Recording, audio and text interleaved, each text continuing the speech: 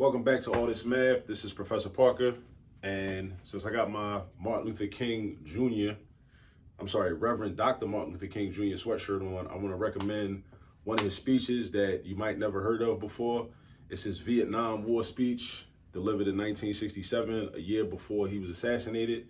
And also I want to recommend his 3 books that he wrote. You may not be aware, he wrote 3 books on his own. A lot of books have been written about Dr. King, but the brother also wrote books on his own. His first book was written after the Montgomery bus boycott. In reflection on that, it was called Strive Toward Freedom, either Strive Toward Freedom or Strive Toward Freedom. I'm not exactly sure. The second book was Why We Can't Wait. And his third and final book that he authored was Where Do We Go From Here, Chaos or Community? So check out those 3 books, and also his speech. He wrote tons of speeches and delivered tons of speeches. You really should just check out a lot of them, in addition to the ones that they give us in school and on TV, which is the I Have a Dream speech. But check out his Vietnam War speech delivered in 1967. All right, so now for this lesson, we're gonna get into some order of operations. All right, now order of operations requires us to first know what the order of operations are when we're evaluating or simplifying an expression, and then properly implement the order of operations. So we got to first know what the order of operations is. And a lot of times when you go to school, you learn this little memory device called PEMDAS. PEMDAS can be a problem because if you just memorize PEMDAS but you don't know all the details of order of operations, then you might think that, well, because in PEMDAS, the M comes before the D, that means that you should always multiply before you divide. And that couldn't be further from the truth. You multiply or divide depending on what comes first as you move left to right in the problem. All right, so be careful with PEMDAS. PEMDAS can be helpful, but you got to know the long version of the rules. All right, so like I said, first we got to know the rules, and then we got to apply the rules. So first, let's take a look at the problem, read it, understand it. So this is a fraction. All right, we got a numerator and a denominator. Even though there are multiple numbers in the numerator and there are multiple numbers in the denominator, it's still a fraction because there's a fraction bar. This horizontal bar, you got your fraction bar right there, which separates the numerator from the denominator. So my numerator says 3 minus negative 4 to the third power. 3 minus negative 4 to the third power. My denominator says 2 to the third power minus negative 3 squared, or negative 3 to the second power. Squared to the second power means the same thing.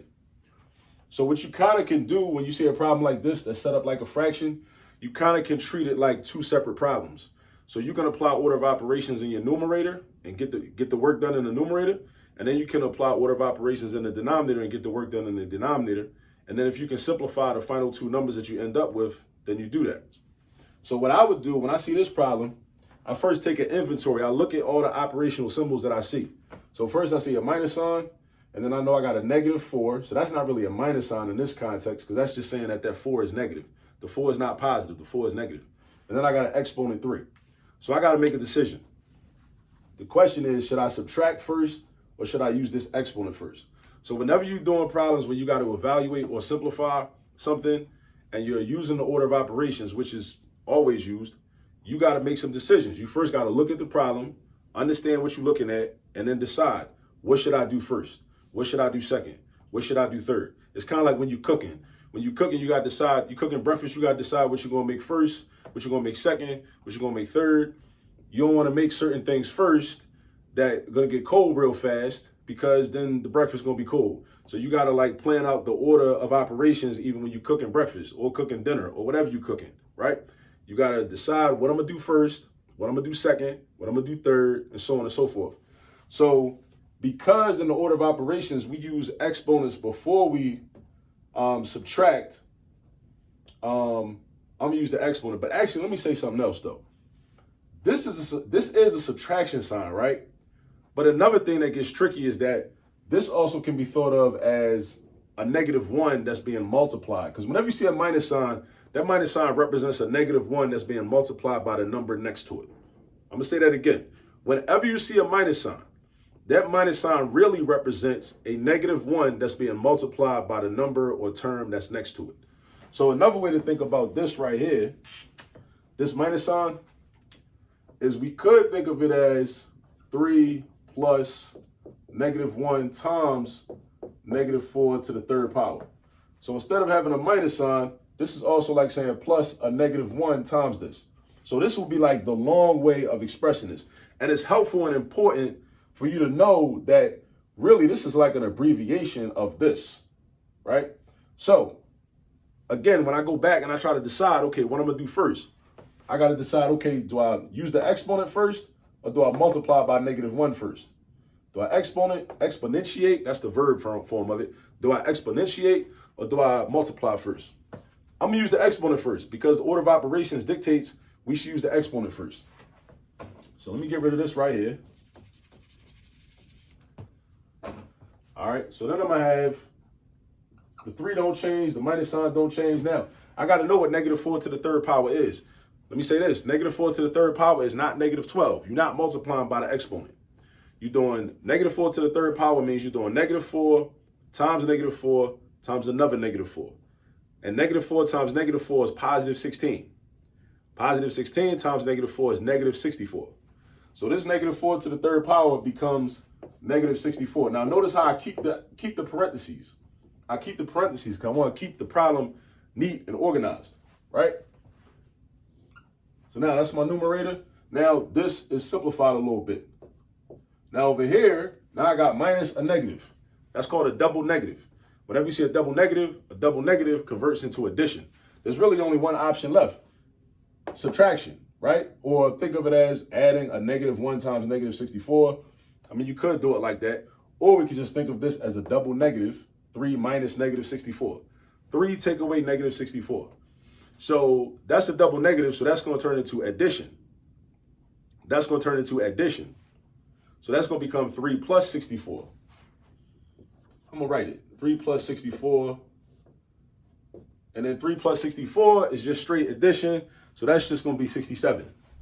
So we're going to write 67 right here. All right. Now it's time to deal with the denominator. Now, I chose to go straight across with the numerator. You don't have to do it like that. Sometimes when I'm doing these problems, it depends on what type of mood I'm in.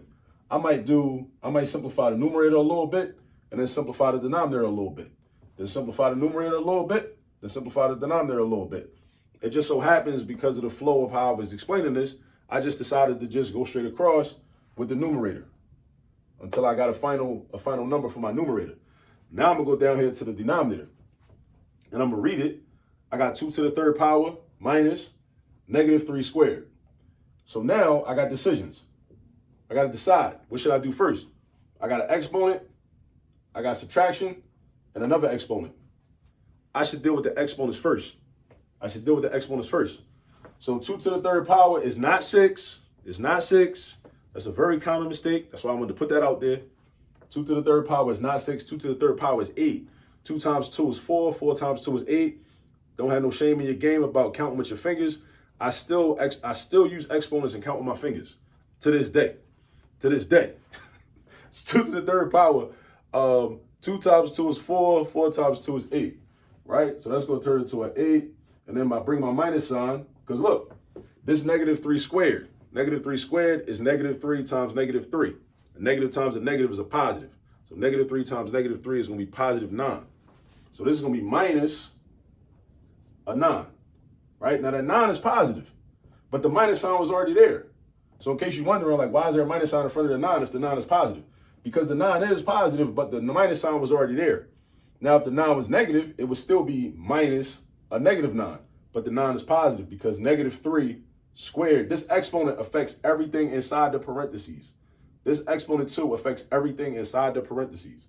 You got to remember that. If the exponent wasn't there, then it would be a little different, because we would treat this like a +3 squared. And then we'd have the negative in front of it. Because remember, a negative in front really means -1 times whatever's next to it. All right. But because of the parentheses, that means this exponent affects everything inside. So we're doing -3 times -3, which is +9. But the minus sign was already there. So that's why we got 8 minus a +9. Now, what's 8 minus 9? +8, take away 9. Let's say you got $8, you want to buy $9 worth of stuff. You at the corner store or whatever. The store owner knows you. They're going to let you slide, but you still owe them $1, right? You take your $9 worth of stuff. You give them the $8. They say, pay me back tomorrow or whatever. So you owe them $1. So that's -1. So 8 minus 9 is -1. So now we got -1. Already did this. This is 67. Just bring the -1 over. So 67 divided by -1 is going to be -67. -67. Right? And that's what we did. So that's how you do a problem like that. You got to just look at every part and really analyze individually the different operations that you're asked to do. That's what you got to do when you see a problem like this. You got to ask yourself, should I do the exponents first or should I subtract first? Should I add first? Should I multiply first? These are the questions you got to ask yourself. Excuse me. These are the questions you got to ask yourself. All right. So now what I suggest is you got to practice these problems, because I showed you how to do one, but they don't all look exactly like this.